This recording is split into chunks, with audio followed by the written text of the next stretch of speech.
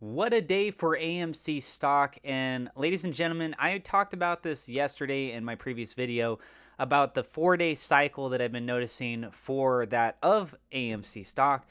And I had mentioned that it looked like it was more probable than not that it was going to go up.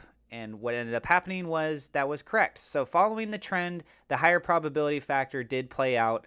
We have some supporting news that came out for AMC, which I'll be talking about in just a second. I just want to make a side note. As usual, I'm not a financial advisor. Everything I'm sharing is my own opinion, it's my own research. I highly encourage you guys to go do your own research as well. So, let's take a look at some things. First off here, AMC closed out up 3.25% on the day. I'm actually looking over here on the Webull side for the after hours. It's just a little bit more real-time accurate. I know this is a video recording though, but the after hours, it's at $40.15. So has moved down and actually is now matched up with that of the trading view, but it's at $40.15. That's up 0.17% in the aftermarket hours.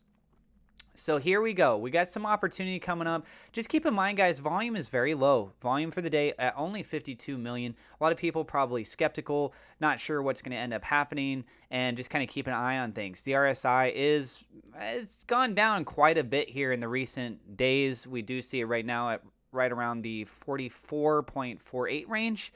So on the daily, we got some good opportunities coming here. The concern is mainly for my end of point of view is going to be on the weekly, because I'm concerned that this might play out more like a dead cat bounce. But with the amount of support from retail, which I am one of the supporters, let me clarify that. I'm a huge proponent supporter of AMC stock. And a lot of people like Trey's Trade say it's not a dead cat, it's not a dead cat, it's not a dead cat, right? Enough time goes by, factors change. News comes out, new players change their roles and what they're doing. They allocate to other things. People might jump on other boards, and I've been holding, and I still believe that this has a lot of opportunity, but we need to be considerate of what this is going to look like on the weekly. And if it drops down further for the next week or two, if it does this 4-section pattern, which is what I've been seeing not only on the daily, but we're also seeing on the weekly, then my concern is that we would be seeing a potential test, might not break through, but a potential test around $32.50. And then I think more significantly would be right around $20.70. So we'll keep an eye on those. The hope is that this is not going to go down though. So with this nice little bit of recovery, I think people are starting to calm down. All the stuff that's going on with China is starting to calm down a little bit, and we have some potential moves coming up. We're also nearing the end of September. September is historically known as not being a great month for that of stock. Excuse me. And so if we can get out of the month of September, we have some potential move opportunities here coming up for the rest of the year. So the next major zone I'd be really keeping an eye on is if we can break above $44.54. We've done it before. We've done it multiple times. We could do it again. It's just, is it going to be doing it short term? We'll keep an eye on that. Okay, moving on to the next thing. 500,000 shares available to borrow. I believe this was the same number that we were seeing for yesterday. The fee percentage has gone up just slightly. It was at 1%. Now it's at 1.1%. We're also seeing, as far as for the call options, there are 180,000 that are out of the money. We have only 25,000 that are currently in the money. And for next week, there's not exactly a lot that's really on the table there, and most of those are actually out of the money as well. Looking at the dark pool activity, still being recorded over the course of the day as more than 60%. So this is for yesterday's data, but 63.2%. And also if we hop on over here, this number continues to go up. The position at negative 78.8 million shares, and that's negative $3.3 billion. I just find it so ridiculous that this is going on and it's allowing to be taking place, and seeing negative numbers like this should just be a leading indicator, I think, to the SEC for them to push even harder, even sooner, so that we don't let this problem get even worse. Now, as far as for the news for AMC, there is a high probability that they're going to be taking Dogecoin in addition to the other cryptocurrencies. This was a post by Adam Aaron, the CEO, earlier. He said, "So fascinating. Dogecoin poll was by far my highest ever read tweet. In 24 hours, 4.2 million views, my most ever retweets, most ever replies, 140,000 votes, 77% yes, 23% no. It's clear that you think AMC should accept Dogecoin. Now we need to figure out how to do that. Stay tuned." Okay. So there's a high probability you're going to see AMC theaters accepting Dogecoin. Some people are speculating that we're going to see this by the end of the year. We'll have to really wait and see. And also the question is led to make you wonder, what other cryptocurrencies, if any other cryptocurrencies, will AMC potentially accept in the future as well.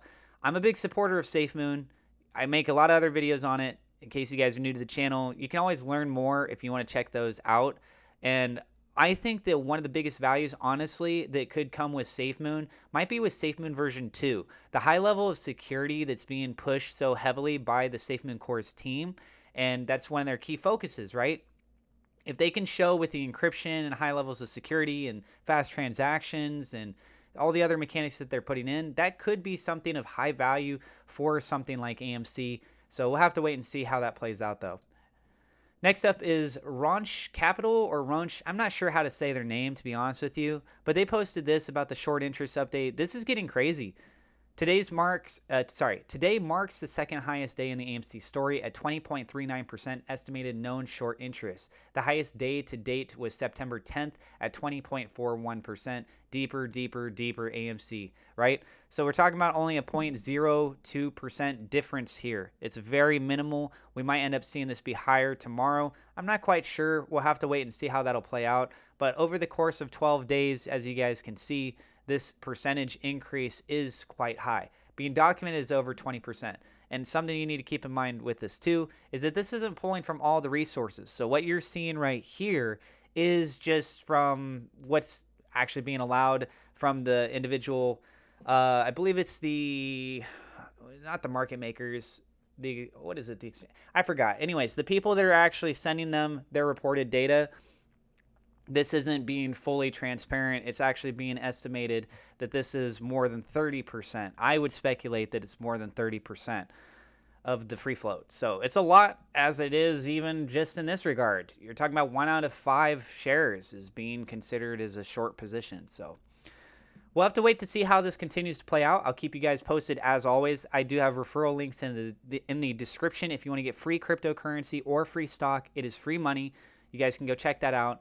And if you're new to the channel, don't forget to hit subscribe. Hit the thumbs up like button. It helps us out with the YouTube search algorithm. Feel free to share this video on social media. Thank you guys so much for being here, and I will see you in the next episode.